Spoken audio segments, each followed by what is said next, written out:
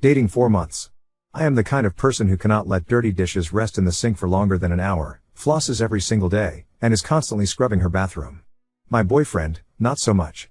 I noticed pretty early on that organization/cleanliness wasn't as high a priority for him as it is for me, but at the time I only noticed things like clutter on his floor and unfolded clothes, so I figured it was a normal level of bachelor slob and that I could live with it.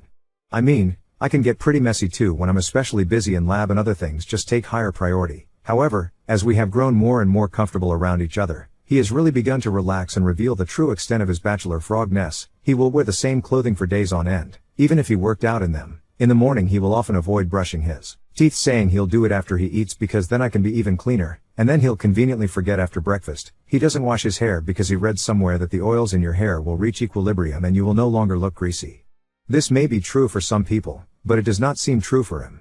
Plus, I think you are still supposed to rinse your hair, just not use shampoo, and he doesn't always rinse his hair regularly because he will go multiple days without showering properly. He does usually shower right before seeing me, thankfully, but on days when I catch him by surprise he is usually unshowered. I have not investigated his hairy man ass, but judging from smells once or twice during oral, I am not convinced he wipes well every time. One time I walked in on him in the bathroom and he was wiping his penis on the curtain. After sex, I always go and pee while he throws away the condom. Or that was the plan. Anyway, I helped him move out of his sublet this month and found something like 30 used condoms under his bed because he must just have forgotten. When he masturbates he just lets his jizz dry wherever it may land. He thinks I don't know this, but the suspiciously discolored/stiff spots on his blankets are one of many signs. He always washes his dick in the sink before we have sex and claims it is because he just really likes being clean. The one time I pinned him down and took off his pants for a sexy surprise, his pubes were all crusty. The thing is, as foul as all this makes him sound, he doesn't come off as obviously foul when you meet him. He doesn't smell horrible, just strongly like deodorant, which I suspect he rubs all over his body when he doesn't want to bathe. He is actually pretty stylish. He works as a programmer in a research context, spending most of his time alone or hanging out with equally gross computer scientists, so there has been little incentive for him to clean up in the past because nobody seems to care that much. I am his first girlfriend and probably the only one of his friends who is habitually close enough in his personal space to notice when his breath is funky or he has dirt encrusted on the back of his neck. Actually, most of the stuff I outlined above he probably thinks I haven't noticed, because he always tries to clean himself up and hide the signs if he knows we're meeting up. I suspect that a lot of his gross behavior is really just because he thinks he's getting away with it, rather than actually enjoying being this gross in itself. I've observed him getting a little cleaner when he finally realizes that other people are judging him. He started brushing his teeth and washing his clothes more often, for instance, and he often tries to pretend that he actually really prizes hygiene, even commenting on his coworkers' BO etc. I've tried subtly hinting to him that he should clean up, and he always says, "Oh yeah, I should do that," and then he'll make sure to clean better right before I show up at his place. But if I ever spot him around town on a day when we don't have anything planned, he'll be all gross again. Clearly, subtlety is not working. However, I don't want to completely shame him either, nor do I want to have to be his mom and nag him all the time. I'm okay with a certain level of messiness. This isn't a total deal breaker for me, especially because the rest of our relationship is actually so darn good. I can even live with the general messiness of his home/personal space were we to move in together. It's just his personal hygiene that really bothers me. I know that I can't really change him fundamentally, but can I at least get him to wipe his ass better? Update 1. Previously, on last month's episode of Why Is This Shit My Life, I felt a lot better after reading all of your comments.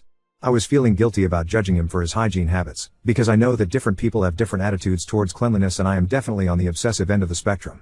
I took your suggestions to heart and decided to just sit him down and get it all out in the open. I framed it both as a quality of life issue, he might get diseases, etc., if not clean, and a professional issue, other people might notice, affect his career/networking opportunities. I tried to be respectful but clear, and I stated that although I really like him and can see myself with him for the long term, if he continued not to wipe his ass properly I would have to consider that a deal breaker. He was very quiet and didn't really have much to say at the end of the conversation, but he said that he was sorry that he had been making me uncomfortable and that he would try to shape up. He said that in particular because of his passion for his work, it's easy for him to lose track of time and forget to do things like laundry, and that he appreciated me for bringing up this issue. After that conversation, about a month ago, I saw lots of positive changes. He did 1 load of laundry, and dyed all his white shirts pink, which kind of worries me because I feel like this is something you figure out how not to do as a freshman in college at the very latest. So has he just never done laundry before? Started shaving and taking out the trash weekly, and always smelled fresh whenever I saw him. He even cleaned the bathtub. I was really proud of his progress. I did notice that he would get frustrated when I pointed out things that he had missed, like always having dirty dishes in the sink or not washing the kitchen floor, which is currently really gross because someone tracked mud and dog shit all over it. Now this is the bad part where I'm ashamed of myself and the way I acted. 2 nights ago he was over at my place, and he was smelling a little funky, so I just asked him if he had brushed his teeth that day and that I had a new bottle of mouthwash, if he wanted to use it. He completely blew up at me. He said that he didn't appreciate me treating him like a child and that I needed to respect that he was an adult capable of making his own adult decisions that were none of my business. I admit I didn't handle the situation very well. I got really mad and said that if he didn't want to be treated like a child then he shouldn't act like a toddler who couldn't even wipe his ass, and that set off one of those burn the fields and salt the ground type fights that last for hours. He said that I was being really controlling and condescending and that I needed to watch myself because it was bordering on emotional abuse, and that he was already really clean especially now that he was showering every day, so I should stop nagging him about it. I tried to clarify that I was proud of him for showering every day, but he just took it to be passive aggressive and got so mad he called me an uptight bitch and took his coat and left the bedroom and slammed the door. I didn't know what to do, especially since we have never had a fight this intense before, and he has definitely never called me a bitch, so I decided to just keep on sitting in the bedroom and let him cool down until he was willing to talk reasonably again. But after 20 minutes he still hadn't come back, and I couldn't hear him stomping around the common areas of the house anymore, so I started to get really worried. I mean, what if he had stormed out and gotten hit by a car? He also has a history of self-injury, so I was really concerned. I ran through the house and saw the light was on in the ground floor bathroom, and suddenly remembered that I had left my surgical kit on the sink. I know this sounds weird, but I work in a lab and don't want to keep my nice tools out because stuff gets stolen, and I suddenly got really scared that he had found it and it was quiet because he was cutting or something, so I burst through the bathroom door and he was rubbing his penis on the curtain again. My curtain. Obviously, I flipped out and asked him what the fuck was wrong with him since there was TP right there in the cabinet if he wanted to get a new roll. He got really defensive and restarted the fight where we left off. In retrospect I guess it was kind of funny cause he still had his penis out at this point. I just kept on staring at my curtain and trying to resist the urge to slap his stupid face. I asked him what the fuck he had been doing and why the fuck he thought it was an appropriate thing to do, and he said really angrily that it was my fault for yelling at him, and that anyway it felt good, and would you rather me just not fucking clean my dick because I'm pretty sure we just had a whole fucking fight about this bullshit. I told him he was disgusting and I was going to break up with him because he was such a disgusting slob. He said, "Are you really going to break up with me over a curtain? Really now? Really? Is that how much you value our relationship?" And I shouted, "Yes, get the fuck out of my house, you stupid cock," and pushed him out of the house. He tried to calm me down and apologize, but I just was so irrationally mad and kept on slapping his arm and slammed the door in his face. Eventually I heard his car start and drive away. I was still so mad that I didn't even apologize at the time and sent him a kind of mean text, "I can pick up my stuff in the morning. I know it must be hard for you to act like a human being, but please try not to wipe your penis on my things in the meantime." So that was 2 days ago and I still haven't gotten my stuff. He finally texted me back yesterday afternoon and said, "I'm sorry about the curtain and I'm sorry we're ending it this way. Can you call me?" Now that I've calmed down, I really miss him. I promise he is really amazing as a person, and we've never had any kind of fight like this before. I feel like we were both acting in ways we never thought we'd act, and I also feel really ashamed of myself for some of the mean things I said and feel like I hugely overreacted in the fight and definitely shouldn't have gotten physical at the end when I shoved him out of the house. I feel a little bit like the rhetorical crazy you shouldn't put your dick into. I wish there was some way to fix this, but I don't know how. I've never had a big relationship fight before. Also, even though I want to make up with him and apologize for my behavior and for slapping/pushing him, I don't want him to think that he can just backslide into gross habits again. I'm not sure how to navigate the conversation. I guess if we do end up breaking up, I'll have a lot of free time on my hands for new hobbies. Maybe I can learn DIY home improvement and remodel my bathroom, sew some new curtains. So I wasn't going to describe this because it makes the whole thing even more ridiculous sounding, and also I felt bad about basically stripping my boyfriend of his dignity on the internet. But there's been a lot of questions about this, and since I'm heartbroken anyway, someone might as well get some entertainment from this. He was kind of holding his penis with one hand and slapping the curtain with it. I don't know how to describe it more than that. I think maybe he was trying to simultaneously shake off the pee and wipe the tip for efficiency. Since you all were so helpful before, I thought I would give a final update for anyone who was interested. So after I read all your comments last time, I didn't really know what to do. On the one hand, it really struck me when multiple people were saying that I must not have any self-respect to stay with and have sex with someone who was so unclean, and about how he was handling the situation so immaturely, as was I. But on the other hand, he really was the best boyfriend I've ever had, and I kept on missing him and basically behaving like a caricature of the lonely dumped girl and craving ice cream. I mean, it's not like he never wiped his ass, and he really was trying at the end. I kept on thinking that maybe I had not described the situation properly, and if I was better at explaining it, people wouldn't have piled up on him so much. I just kept on going back and forth and becoming more and more anxious that I wasn't going to make the right decision, and getting more and more anxious about how to respond to his text and about how we'd probably have some drawn-out multi-hour long conversation about the state of the relationship if we did reply, and about how I had a ton of finals coming up that week and couldn't afford to be anxious about this, which of course only made me more anxious, etc. When I get anxious or scared, unfortunately my response is to freeze and avoid. So I just didn't respond to his text at all, thinking that maybe if I slept on it I would come up with what to do. The next day, I kept on rereading his text again and again instead of working, so I decided to turn my phone off so I wouldn't be distracted. I don't have that many friends here anyway, so I figured nobody would be looking for me. He emailed me a couple times at my school email, but it was just stuff like, "Hey, did you get my text?" So I ignored it. When I turned my phone back on about 2 days later, there were literally like 50 missed calls and tons of texts. They started out kind of nice and just asking what I thought and saying he missed me, but by the most recent texts he was just calling me a bitch and telling me to go fuck myself and how ugly I was and how nobody liked me, in between calling me nonstop. I seriously did not know what to do. I haven't dated that many people before, but I'm pretty sure this is not normal behavior for a breakup. For the rest of the day I kept on getting texts and emails from him. All the emails were really harmless sounding for some reason, but all the texts were really mean.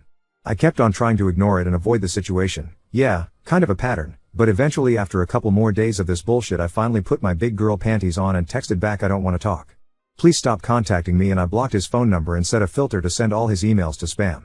I figured he would get bored of trying to contact me eventually and calm down. After I sent that text, he didn't really try to contact me via any other avenues, and we don't really have mutual friends to worry about, so I figured we would just avoid each other and that would be that.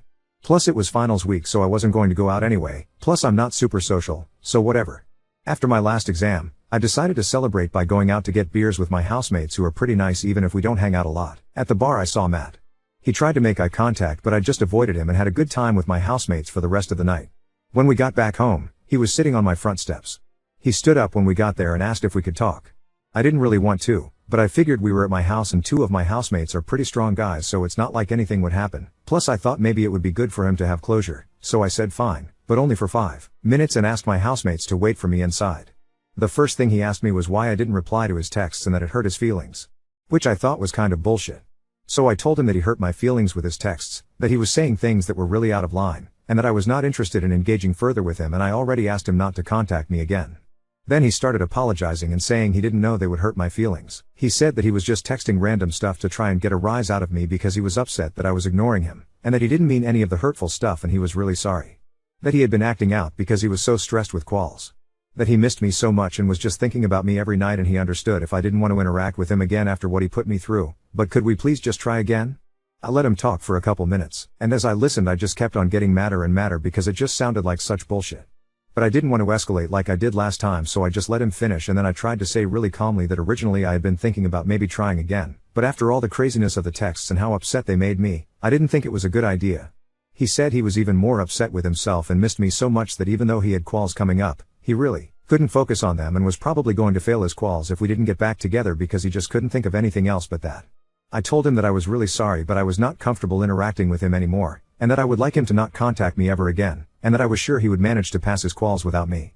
At this he started sputtering and getting really mad and called me a bitch etc. again, so I opened the front door quickly and luckily, one of my big housemates was waiting for me by the kitchen table and he stood up and told Matt, "You need to shut up and leave my house.